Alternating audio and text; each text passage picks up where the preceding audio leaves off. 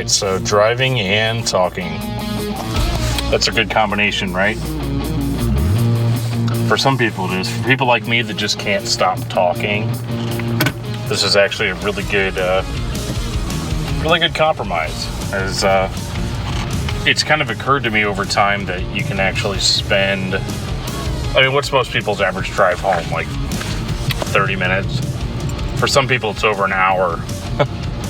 So that's a little rough if you can't if you can't stop talking and you just have to dedicate your time to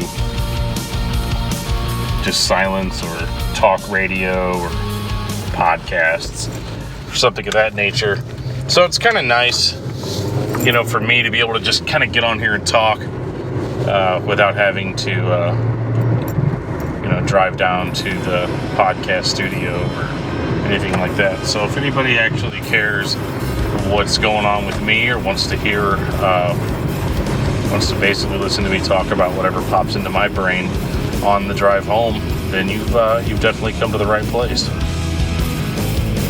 For anybody that doesn't know me, I am one of the hosts for the Discography Discussion podcast, and that's typically, that's my main bread and butter as far as audio stuff goes. But I just thought that this would be kind of a fun little experiment and see if anybody likes it or anybody relates. And I'm recording this on an iPhone with a Bluetooth headset, so if the audio quality sounds bad, I very much apologize. I'm not recording in a nice silent area with a spit guard into a high quality microphone like normal, so this is kind of my compromise. But I've been thinking a lot this week about how weird things have gotten with the podcast. We started back in January doing this discography discussion podcast, and it's been a lot of work, but I love listening to music, so for the most part it doesn't feel like work. I think the first time it really started feeling like work, I guess probably was yesterday.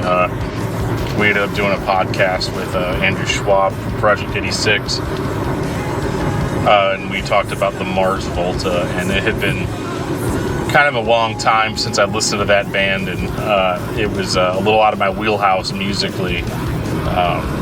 I like crazy progressive stuff like that, but this was having to listen to 6 albums of it basically in a day and trying to find some digestible format. But luckily Andrew knew a whole lot more than I did about the band, so he kept that podcast pretty interesting.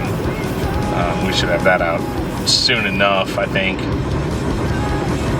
But yeah, that was the crazy thing about that band, is like I've kind of had this weird relationship with progressive bands as a fan, because I think some people listen to progressive music because they feel like it's a reflection on them, like, oh well, I don't listen to Metallica or Megadeth, that's all simple stuff, I just listen to progressive things, stuff that expands my mind.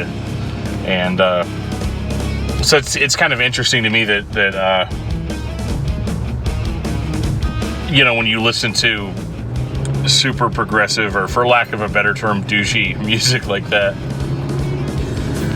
I think it's easy to fall into this hole. It's less about your enjoyment of the music and it's more about you. Like, look at how smart I am, look at how well I'm able to comprehend what I'm hearing.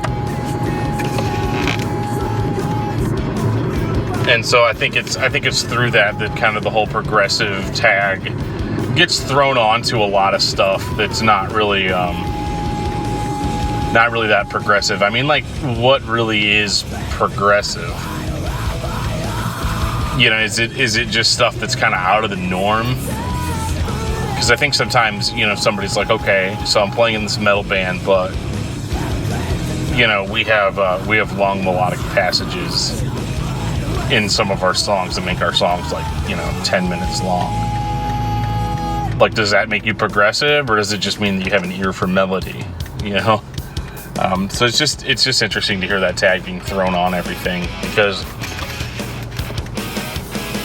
to me, I just don't I guess I just don't care enough. Like, I mean, I like progressive bands. I mean, I listen to stuff like Opeth, and pretty soon, gearing up for this month, we're going to do a full Dream Theater discography discussion, and that's going to require a lot of listening carefully and trying to pick out the nuances of the music. And so like, it's not that I hate progressive stuff. It's just funny that so many people throw that term onto almost all the music that they listen to, because nobody wants to be categorized as like a basic music fan. Like, oh, I just I just like the basic stuff. 3 choruses, 2 verses, a bridge, whatever. But I'll tell you what, I think it's for me, it's just enjoying the music. I either like the band or I don't. And I don't really sit there and try to pinpoint exactly, like, how progressive is this? Is this pushing a musical boundary? Am I not allowed to listen to it if it's not pushing a musical boundary?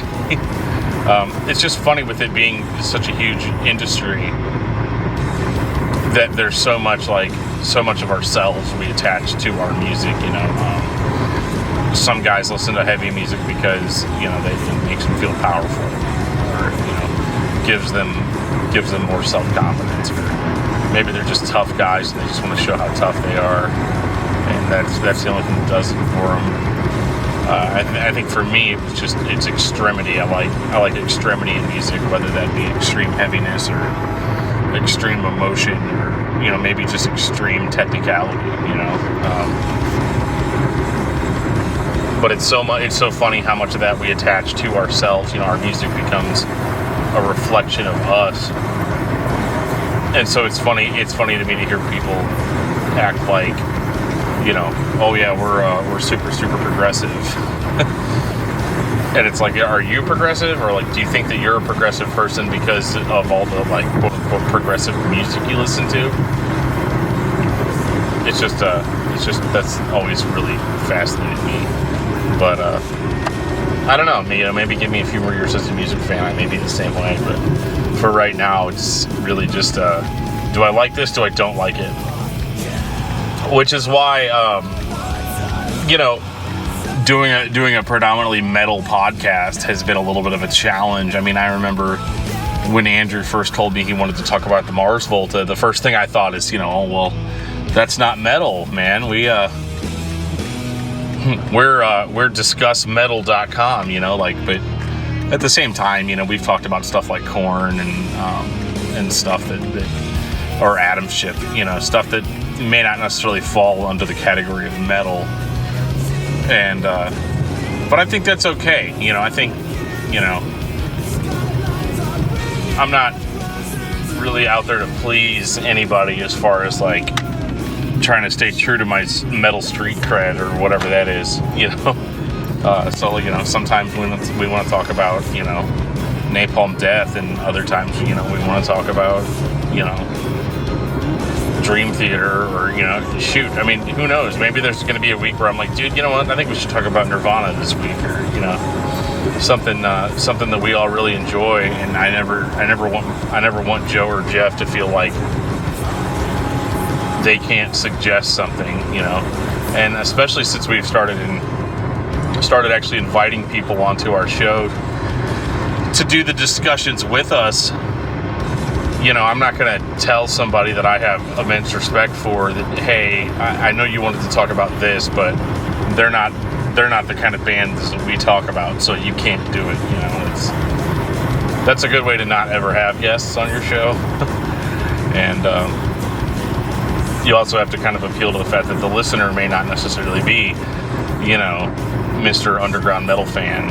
He may not, he or she may not, always be into the bands that we talk about. So like, I think having that variety is really important. And maybe our focus is more to kind of get people to decide whether they like something or don't like it, and it just be that, and it not be a weird thing where we're trying to put all these labels on it, or try to say that you're X kind of person if you listen to these bands, or if you listen to this, you really can't listen to that, or you can't be caught dead listening to that. I mean, I listen to a lot of like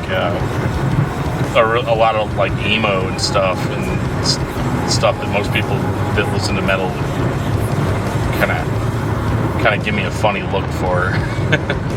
But I definitely like that variety, and I'm excited about it, and can't wait to see what happens in the future. And full disclosure, this little podcast that I'm doing on the side here isn't going to be representative of everything that I do on the side here. I mean, I think there's going to be some of these where I'm not even talking about music. So if that's your bag, that's your bag. I'll be talking probably a lot about music and video games, and like movies, and how I like to collect cassette tapes, and even really crazy stuff too, like ghost towns. Like I'm like really obsessed with ghost towns.